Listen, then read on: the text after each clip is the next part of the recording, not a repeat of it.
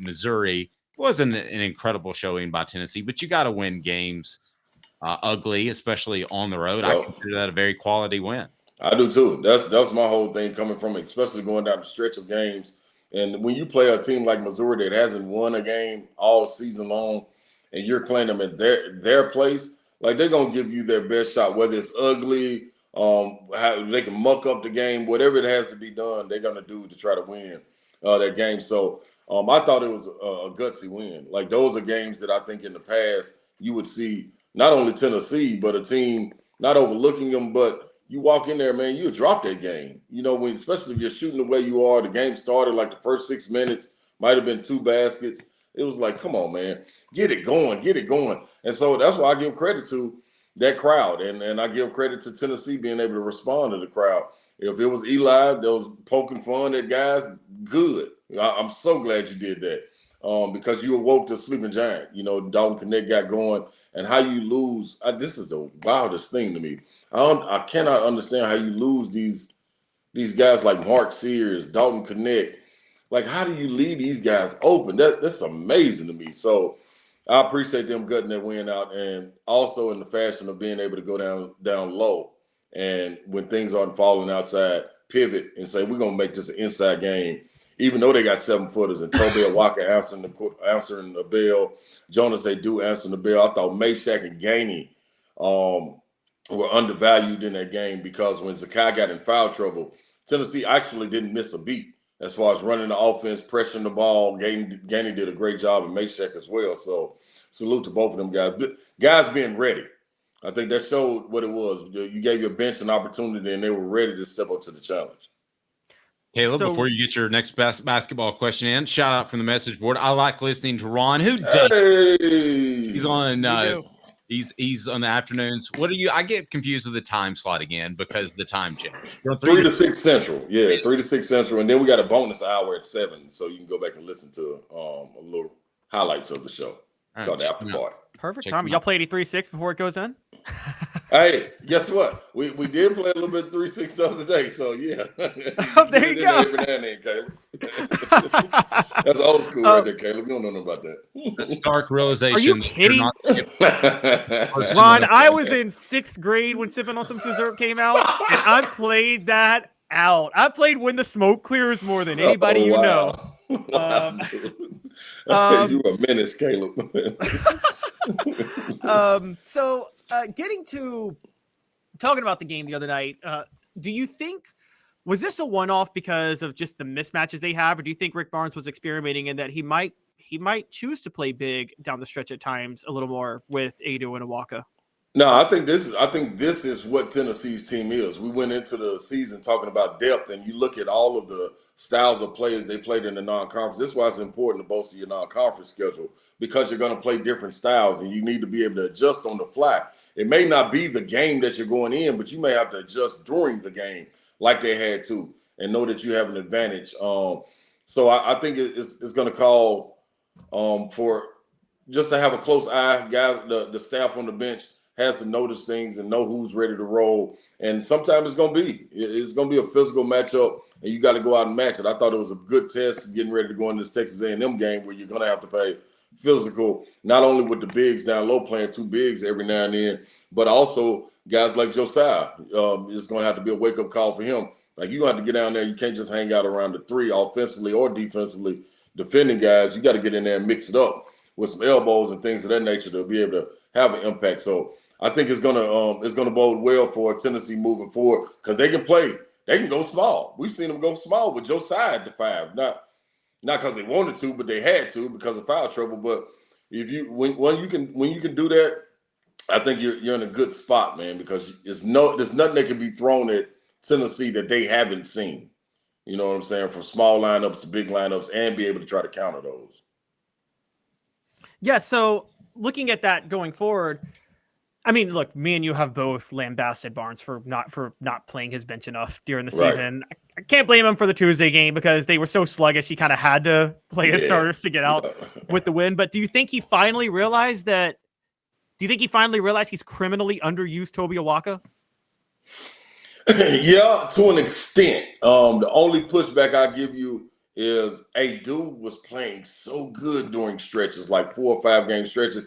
It was almost like, man, we can't take him out because when you got a hot hand like that, especially with a guy gaining confidence, it'll be different if Adu was a guy that he's played like this the last year, and he's feeding off of the last year. You still trying to really feed him confidence, you know what I'm saying, and give him pats on the back, like, see, this is what we need. This is what we need from you. This is what we need to see. And you can't do that by, when he's having 12 points, 8 rebounds, and you pull him in 28 minutes. You know what I'm saying? It's better to let him build on that, let him get 34 minutes and get that mug to 18 and 12. You know what I'm saying? That's different when you go in and watch the film. And I think a good thing, a luxury that he has with Toby's always ready.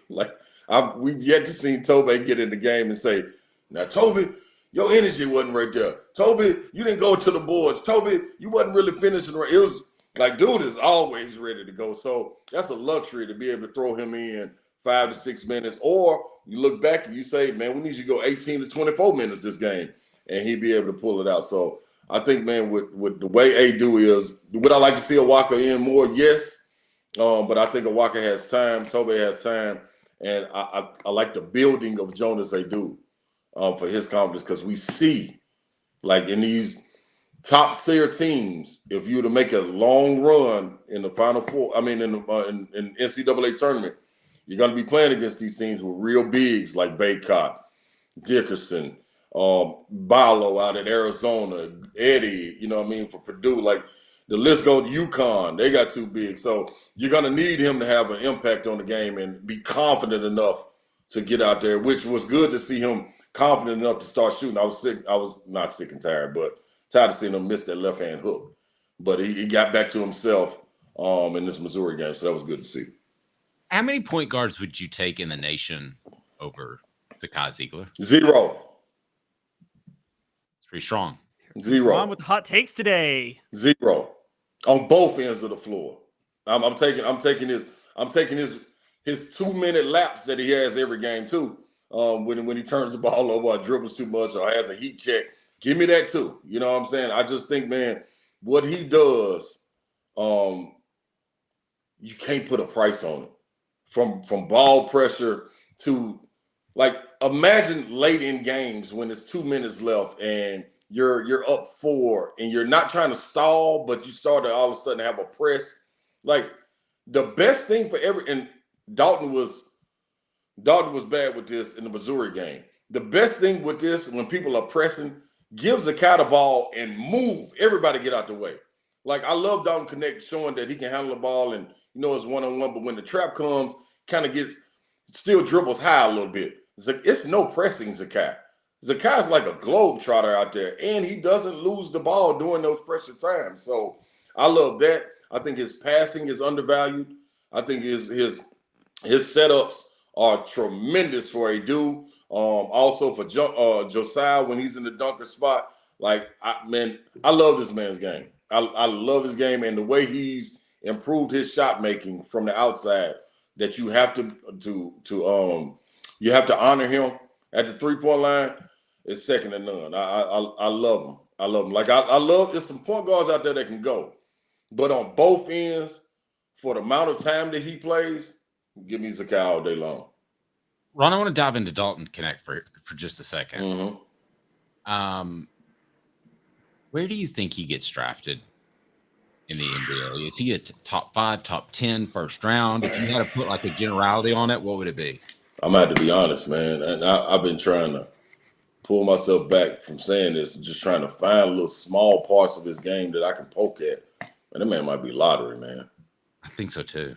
I think the man is lottery, and it's just weird because, like, our lottery picks sneak in like a Marcus Hayslip, like a Julian Phillips. It's guys like that we don't really see, like Jaden Springer, and it's guys like we might not see. Like, we're seeing this, like we're really seeing how good this guy is on all 3 levels, and it's not in little blasts here and there. It's over the whole course of the game. Like, you can literally watch each game and say, okay, I'm gonna watch 4 minutes right here. and see how he gets going. Man, the man drives to the basket, takes contacts, and finishes. The man posts up, goes middle, fade away over his man. The man gets it at the 3-point line, hesitation, dribble, pull up. He comes off curls, no dribble, shot. He comes down the floor at the trailer spot, and like he plays pick and roll. The man does everything that the NBA asks for at this level right now. It's amazing. Just can't get better breakdown than that. Ron, what do you make of the weekend? A&M. Big weekend. A&M needs it so bad. I think they walking into a situation though where you're going against UT and they got the circle. Like I said this from that loss, knowing the matchups that were going to take place. You had Arkansas, Vanderbilt, and Missouri. All of these were supposed to be a ramp up for this game, and then also to lead into this 4-game stretch after this with Auburn, Alabama, and whoever else it is. I forgot that fast, but Kentucky and somebody else.